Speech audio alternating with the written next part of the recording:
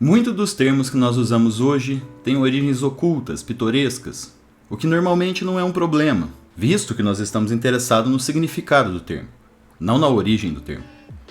Mas quando se trata da guerra cultural, a etimologia da palavra pode ser uma munição. Por exemplo, a expressão homem beta foi um termo usado pela escritora feminista da terceira geração, Naomi Wolf, para descrever Al Gore, o vice-presidente de Bill Clinton, então, que ia disputar contra Bush. Ela tinha se referido a Bill Clinton como macho alfa e Al Gore como macho beta. O cunho dessas expressões, então, se deve a uma feminista.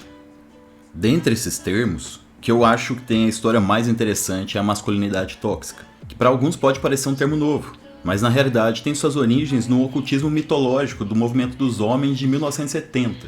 O termo em si foi cunhado na década de 1980 por Shepard Bliss, para descrever comportamentos de possíveis modelos masculinos que causariam mal à sociedade. E por incrível que pareça, o movimento do direito dos homens nasceu como uma reação ao movimento feminista da época, mas não com um sentido reacionário, mas sim convergente. Eles afirmavam que o conceito de masculinidade ao qual estávamos acostumados não seria o ideal, estando longe disso na realidade, causando mal para nós mesmos e para a sociedade. Mas o que foram os movimentos masculinos pró-feministas? Imagine o seguinte cenário. Após a Revolução Industrial, a família vive separada, isolada de si mesma. Os pais trabalham, a criança vai à escola ou fica ao cuidado de terceiros. Existe um isolamento emocional no mundo moderno. Esse distanciamento que sofremos desde o início do século XX, até um pouco antes, estaria causando uma tristeza profunda no coração das novas gerações. Imagina o período pós-guerras, início da Guerra Fria, Guerra das Coreias, Vietnã, etc. A sociedade global viveu gerações de homens preparados para a guerra. Viveu o início da separação das famílias para o trabalho moderno. E viveu o início também da alienação do fruto desse trabalho, que era trocada por dinheiro. Não estou falando que está certo ou errado, só estou descrevendo o que aconteceu. Na época, a visão de homem que era vendida era uma visão de homem bélico, e isso se refletia no estilo de vida das pessoas. Homens que tinham esse valor de honra exacerbado, mas que eram pouco carinhosos ou até violentos em seu tratamento.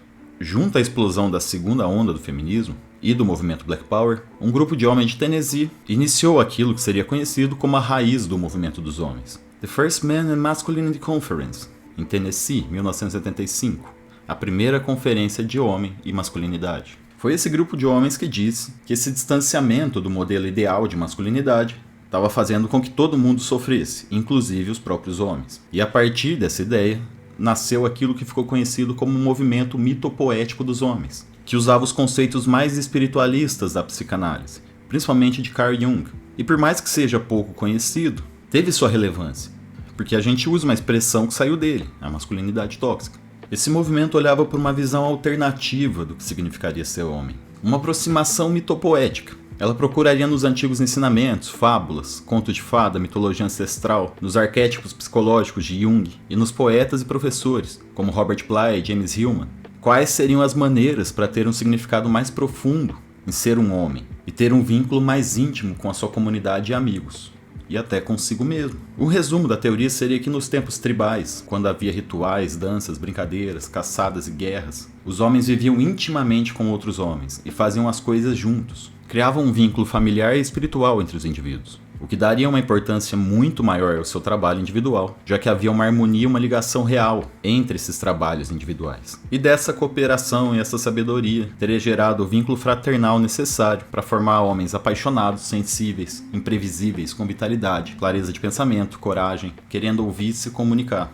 Não apenas com outros homens, ouvir e se comunicar com o mundo, com a natureza, com a própria existência. Os filhos tinham uma convivência maior com os pais e absorviam dele aquilo que era necessário e valioso. O domínio de si, depois a arte de se proteger e depois a arte de proteger o outro. Quando algum dos homens morriam ou não tinham essa capacidade de passar o conhecimento ao seu filho, seus irmãos de sangue ou de alma faziam esse trabalho, pois entendiam o profundo peso que aquela perda causava, não apenas na vida daquele filho, mas de toda aquela comunidade. Andar por esse caminho gera dor e pesar, mas um profundo prazer e autoconsciência. E era isso que Bly e Hillman chamavam de masculinidade profunda, nos ligar ao conceito primordial de masculinidade. Esses arquétipos teriam sido passados através das figuras dos heróis, como a figura de Ulisses na Odisseia, em certo ponto até Noé, Moisés, mas teria sido sobreposto pelo arquétipo do homem moderno, um homem que consiste em constante mudança e vive imerso no mundo das ideias. Uma das preocupações mais importantes desses homens modernos é a puer aeternus, que seria a eterna juventude, que vai de encontro com a ideia de Senex, que seria o homem velho, a sabedoria que a idade traz. Isso causa, mesmo que inconscientemente, uma visão hostil das gerações mais novas para as gerações mais velhas. Porque por mais que você deseje a juventude, inexoravelmente você apenas se distancia cada vez mais desse sonho. Parecer jovem é diferente de ser jovem. Embora o lado da juventude traga criatividade e vivacidade, lhe falta disciplina, comprometimento, capacidade de criar raízes e perseverar. Essa masculinidade profunda seria o inverso da masculinidade tóxica, que pode ser definida como os opostos de uma régua de masculinidade. A masculinidade tóxica seria tanto a hipermasculinização quanto a emasculação do homem. A hipermasculinização é a demasiada concentração de características na personalidade que, do grosso modo, seriam o que a gente chama de machismo. A ideia de competitividade exacerbada, submissão, não apenas da mulher, mas de todos ao seu redor. O conceito de homofobia, que não é apenas a homofobia com o homossexual, mas a aversão ao toque masculino, privando-se muitas vezes de um simples abraço do amigo. A incapacidade de mostrar as emoções. Essas características são consideradas tóxicas, pois fazem mal a quem tem contato com elas. Cria uma cadeia de ações negativas na vida de todos ao seu redor.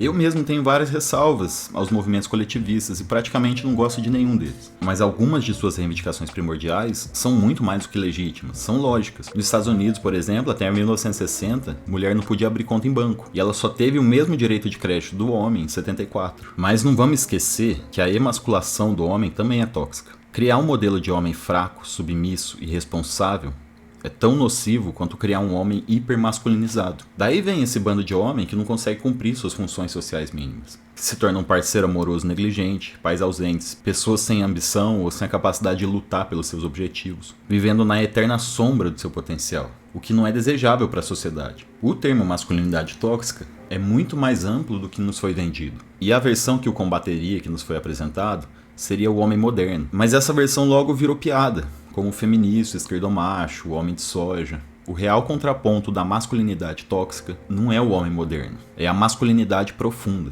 Agora é a minha opinião.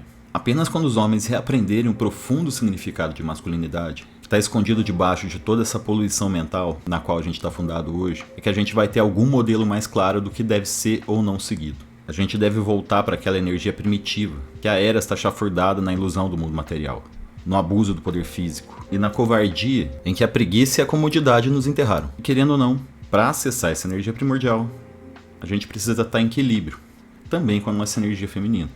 Talvez o segredo seja manter tudo em equilíbrio. Até a próxima, gafanhoto. We've met some of your fans and we got the impression they were male fans, the ones that we talked to, and that they were struggling with their manhood and that you give them this message that it's okay to be a man. It's not okay, it's necessary. Can you picture my prophecy? Stress in the city, the cops on top of me. The project is full of bullets, nobody's just dropping names. I'm stopping me, constantly moving while making millions. Witnessing killings, leaving dead bodies in abandoned buildings. Carries the children cause they're illin', addicted to killing and the appeal from the Capitol. Without feeling what will they last, so be blasted, hard headed drastic. Baby, you're listening in this casket, the aftermath. More bodies being buried, I'm losing my homies in a hurry. They relocating to the cemetery, got me worried. Stressing my business blurry, the question is will I live? No one in the world loves me, I'm headed for danger. Don't touch strangers from under the table whenever I'm feeling this anger. Don't wanna make excuses, cause this is how it is. What's the use unless we shoot? No one notices the use. It's just me against the world. Stop, gotta eat, stepping on my feet, spread love, think it sweet, are you cash don't know? Stop, gotta eat, stepping on my feet, spread love, think it sweet, are you cash don't know? I never figured this nigga put this shit that he for. What is it strange is the change some niggas go through when they lock down. Really can't hack it. Motherfucker like me handles a bit like a jack. Strap it on my back. Niggas ain't built like me. And by the end niggas was like, yo, why you kill Mike D? Wasn't me, yeah, he had it coming to him. Used to be my dog, so I let my cousin do it. Sent him out of stand. Stop, gotta eat, stepping on my feet, spread love, think it sweet,